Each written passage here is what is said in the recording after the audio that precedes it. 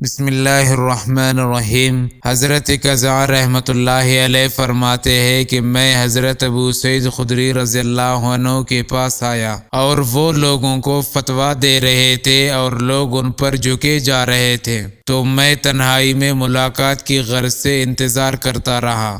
جب وہ اکیلے رہ گئے تو میں نے سفر میں رمضان کے مہینے کے روزے کا حکم دریافت کیا۔ انہوں نے کہا، ہم فتح مکہ کے سال رمضان میں رسول اللہ صلی اللہ علیہ وسلم کے ہمراہ سفر پر نکلے۔ سفر میں اللہ کے رسول بھی روزے رکھتے تھے اور ہم بھی، یہاں تک کہ جب منزلیں طے کرتے ہوئے ایک پڑاؤ پر پہنچے تو آپ صلی اللہ علیہ وسلم نے فرمایا، اب تم دشمن کے بالکل قریب آ گئے ہو، روزے چھوڑ دینا تمہیں زیادہ توانائی بخشے گا۔ چنانچہ دوسرے دن ہم میں سے کچھ لوگوں نے روزے رکھا اور کچھ نے نہیں رکھا۔ پھر ہمارا سفر جاری رہا۔ پھر ہم نے ایک جگہ قیام کیا تو آپ صلی اللہ علیہ وسلم نے فرمایا، صبح تم دشمن کے پاس ہوں گے اور روزہ نہ رکھنا تمہارے لیے زیادہ قوت بخش ہے، لہٰذا روزہ چھوڑ دو۔ یہ رسول اللہ صلی اللہ علیہ وسلم کی طرف سے تاکید تھی۔ ابو سعید خدری رضی اللہ عنہ فرماتے ہیں کہ پھر میں نے